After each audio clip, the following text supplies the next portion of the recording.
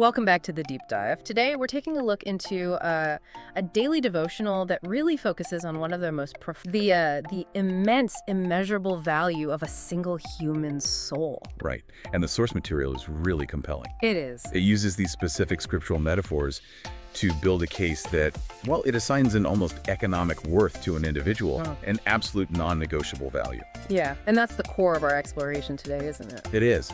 Our mission here is to understand how this material elevates the worth of just one person so high that it demands, well, total dedication, even at maximum personal cost. The whole foundation for this deep dive, it rests on a parable. The parable of the pearl of great price. Matthew chapter 13. Exactly, verses 45 and 46. The source frames the kingdom of heaven as being like a traveling merchant. Someone who specializes in high-quality pearls. Right, and he finds one pearl, just one, that's so exceptional that he immediately goes and sells everything he owns. Liquidates his entire inventory, his whole life, basically. All just to get this one single object. It's a parable of total commitment. It is. The merchant is the buyer, he represents the kingdom of heaven, and the price is absolute.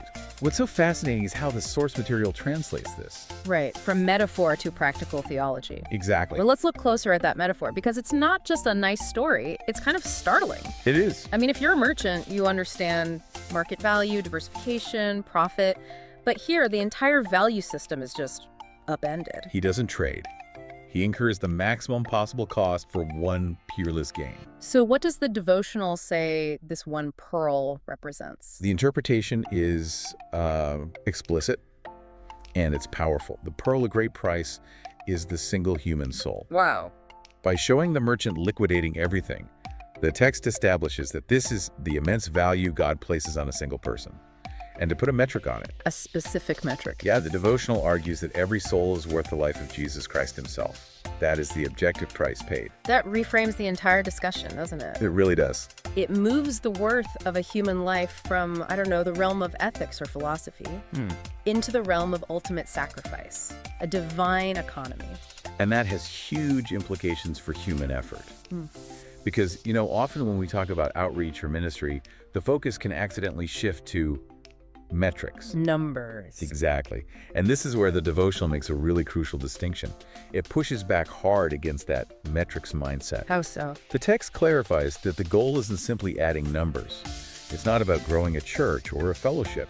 It deliberately shifts the perspective. It argues we're going after treasures. Treasures, not units. I like that. Exactly. When you go after a treasure, the motivation is the intrinsic, inestimable value of the item itself. You're not trying to optimize an average. You're not. Heaven, in this specific view, looks at that single person who might be resistant or distracted or difficult and sees them as a pearl of great price. So the effort should be motivated purely by the worth of that treasure. Regardless of how inconvenient or costly the pursuit is. Which brings us to the next logical question, the application part. The tenacity of the pursuit. Yes. If the soul is worth everything, then what does that relentless pursuit look like in, practical human terms? The devotional is very specific here. It boils down to persistent, personalized care. So we're talking about things like being prayed for, Yeah. consistent follow-up, being encouraged, and maybe most importantly, refusing to give up on someone. The source really hammers home the idea that the tenacity of the pursuit has to match the value of the pearl. You don't just give up on something you paid everything for. I found the personal anecdote in the source material to be the most grounding element here. It takes this high concept and makes it so real. The author's own story. Yeah.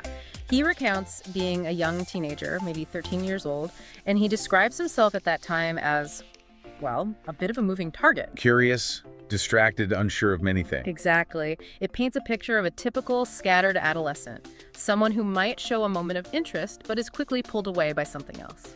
And in any organization, it would be so easy to write off a 13-year-old like that. Someone who doesn't seem serious or ready. But then this gentleman enters the story. And he didn't just invite him once, did he? The account emphasizes that this person persisted. You kept following up, kept reaching out. And he actively helped the young future pastor stay focused and serve the Lord. The text says he was instrumental in helping me get steady in the things of God. And that's the difference, isn't it, between a simple invitation and true follow-up. That's tenacity. The follow-up is the hard part. It is. It requires continuous effort, maybe against resistance or just apathy. The source material is essentially celebrating that long, consistent effort of intercession.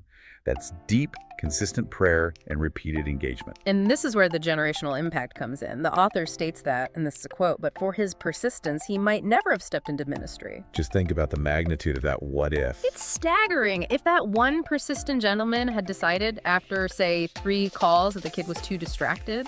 The trajectory of potentially millions of lives spanning decades would have been completely different. That small, persistent act of following up on a single, messy, distracting 13-year-old.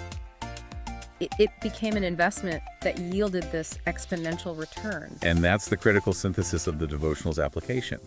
It connects that act of individual tenacity directly to the stabilization of destiny. It shows that there's really no such thing as a small effort when the treasure you're pursuing has infinite value. Precisely.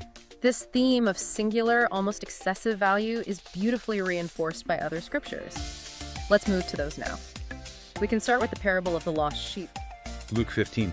And the analogy here is just perfect, even though from a shepherd's managerial perspective, it makes 0 sense. Logistically, it's madness. A man has 100 sheep, one goes astray. And he risks the safety of the 99 others just to pursue that one lost animal. He searches until he finds it. Right, and he doesn't just, put it back in the pen.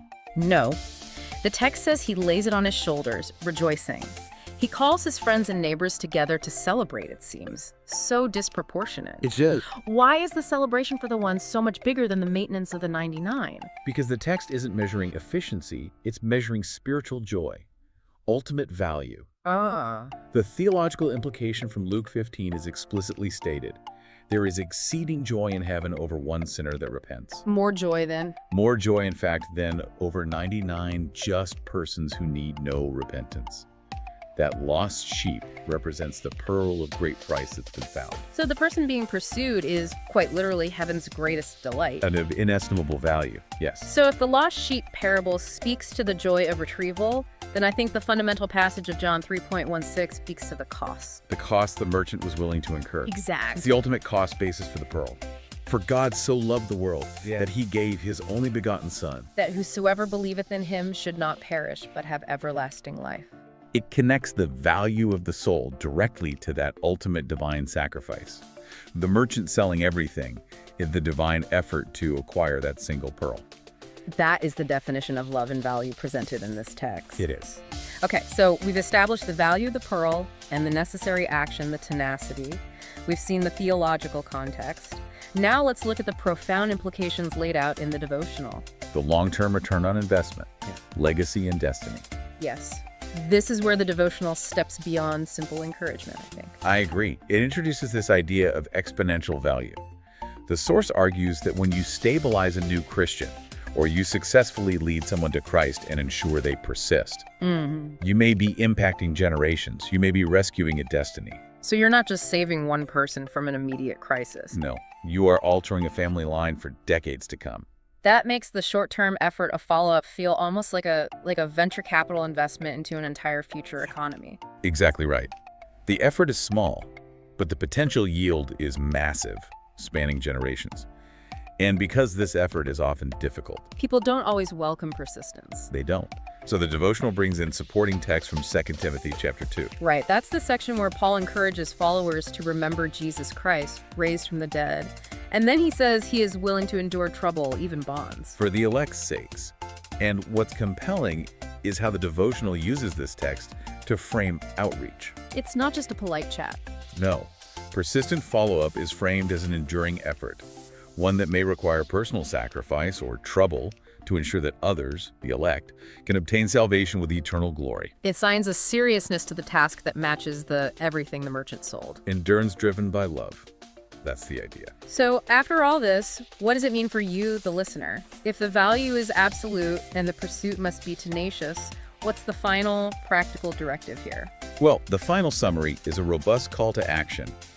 The goal is to reach out to others with the same love and tenacity with which God reached out to the world. So it's a directive to go after souls. With passion and grace. And the power of the Spirit, always recognizing that every single individual, regardless of their current state or resistance, is a pearl of great price. And demanding that level of dedicated, persistent effort. Yes. This has been a fascinating deep dive. The core takeaways are just so powerfully consistent. They really are. First, there's the equation of a single human soul to that pearl of great price.